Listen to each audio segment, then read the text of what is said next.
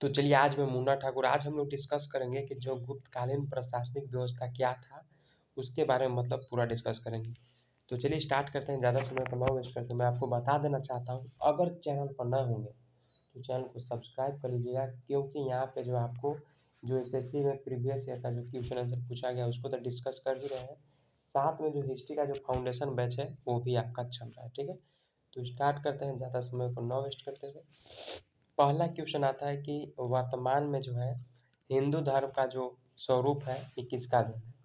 तो बताएंगे कि जो है ये भी जो है गुप्तकालीन मतलब गुप्तों का ही जो है ये सब देन है। ठीक है, तो क्या क्वेश्चन था कि वर्तमान में जो है हिंदू धर्म का जो स्वरूप है किसका देन है, तो गुप्त काल का ही देन है। ठीक है, नेक्स्ट पॉइंट आता है कि गुप्त काल की जो है राजधानी कहाँ थी। ये बहुत इंपॉर्टेंट क्वेश्चन है, तो याद रखिएगा कि गुप्त काल का राजधानी जो था कौशाम्बी था। याद हो गया होगा। चलिए नेक्स्ट पॉइंट देखते हैं कि इस समय जो है शासन की जो सबसे बड़ी इकाई थी जो है मतलब देश होती है, देश का जो है सर्वोच्च राजा होता था और जो न्याय की भी जो है सर्वोच्च होता था। समझ में आ गया होगा। कह रहा है कि जो इस समय अगर बात किया जाए तो शासन का जो सबसे बड़ी इकाई क्या होता था, तो देश होता था, और देश का भी जो है सर्वोच्च कौन होता था, मतलब देश में जो मेन ऊपर पद पे कौन होता था, तो यहाँ का राजा होता था। और बात किया जाए तो जो न्याय का भी सर्वोच्च था, मतलब वो जो कह देता वही मतलब कहना भी पड़ता था, फॉलो वही करना पड़ता था। ठीक है, कह रहा है कि शासन का जो सबसे छोटी इकाई क्या था। ये बहुत इंपॉर्टेंट पॉइंट बनता है कि शासन का छोटी इकाई उस समय क्या था, तो बताएंगे गांव था। ठीक है, अगर बात किया जाए जो ग्रामीण के अधीन मतलब रहते थे, मतलब गांव लोग का जो था उसी के अधीन रहता था। अरे तो कॉमन बात है कि जो गांव लोग के अधीन रहेगा तो क्या है, गाँव है। ग्रामीण के अधीन रहेगा क्या, गाँव है तो रहेगा। ठीक है, नेक्स्ट पॉइंट बनता है कि ये वाला क्वेश्चन बहुत इंपॉर्टेंट बनता है कि इस समय जो है प्रमुख अधिकारी को क्या कहते थे, तो अमात्य कहा जाता था। मतलब इसमें जो प्रमुख अधिकारी कौन था, अमात्य था। ठीक है, जो वर्तमान में जो है जिला अधिकारी यानी डीएम के समान, मतलब उस समय अगर बात किया जाए तो उस समय का जो मतलब अधिकारी होता है उसको क्या कहा जाता है, अमात्य।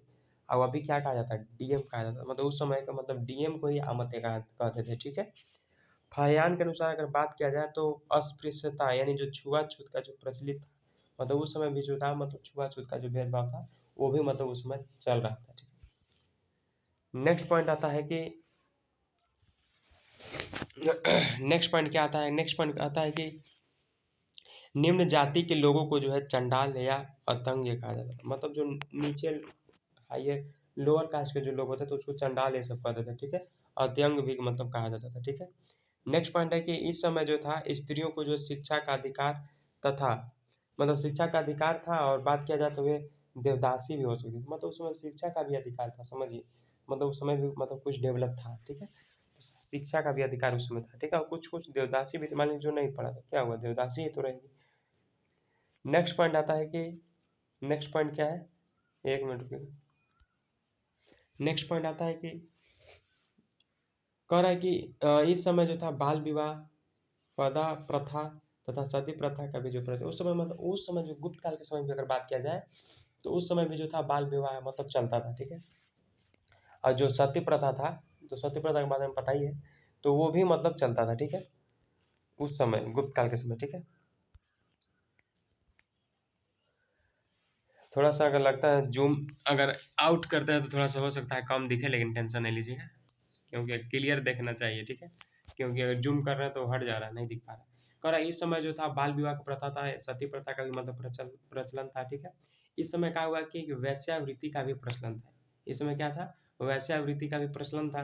वैश्यावृत्ति में क्या हुआ कि वैश्यावृत्ति में जो है लिप्त महिलाओं को जो है गणिका या कूटनी कहा जाता था। मतलब वैश्यावृत्ति में क्या था, मतलब लिप्त जो महिलाएं थे उसको क्या कहते थे, गणिका या कूटनी कहा जाता है। ठीक है, इस समय जो गणित तथा ज्योतिष का भी सर्वाधिक विकास था। मतलब ये तो पहले भी हम लोग डिस्कस किए थे कि गणित उन्नीत के बारे में कि मतलब उस समय फेमस था। ठीक है, अजंता की गुफाएं जो है आपका बात किया जाए तो गुफाओं का जो निर्माण जो था गुप्त काल में ही हुआ था। ठीक है, और इसको थोड़ा सा जूम कम करते हैं शायद तब और दिखे। अभी हमको लगता है बहुत नहीं है, बस इतना ही है।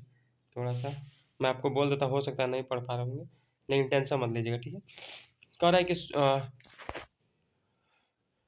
अजंता की गुफाओं का जो है मतलब गुप्त काल में हुआ, ये तो पता चल गया। नेक्स्ट पॉइंट कहता है कि 16, 17, 19 नंबर की जो गुफाएं जो था गुप्त काल की ही है। ठीक है, नेक्स्ट पॉइंट आता है कि इसको अगर जूम करते तो देखिएगा थोड़ा कम हो जाएगा शायद।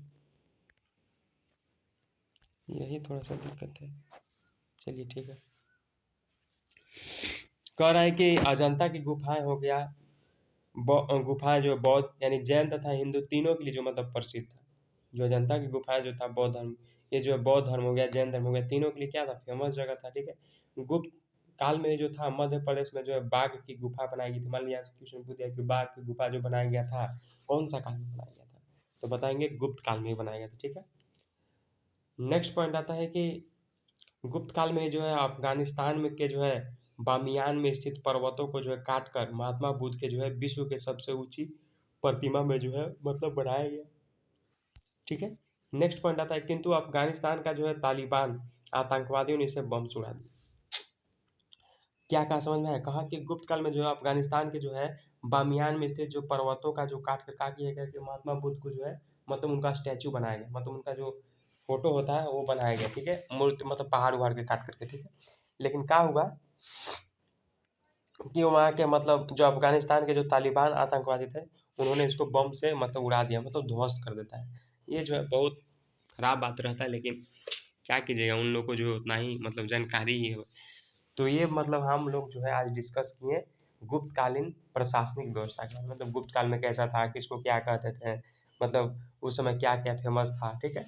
तो ये सब के बारे में जो है डिस्कस किया। तो मैं आपको बार बार कहता हूँ, अगर चैनल पर हो तो सब्सक्राइब कीजिएगा, दोस्तों के साथ शेयर कीजिएगा। जैसा कि आपको पता है कि ये पीडीएफ जो है हमारे खान सर जी का है। ठीक है। तो मिलते हैं एक फ्रेश वीडियो में। Thank you so much. और पिछल का लेक्चर अगर नहीं देखेंगे तो उसको भी धीरे धीरे देखते रहना है, ताकि पीछे का भी जो है कॉन्सेप्ट क्लियर होते जाएगा। ठीक है। और जैसा भी लगता है वीडियो कमेंट जरूर बताइएगा। ठीक है। Thank you so much.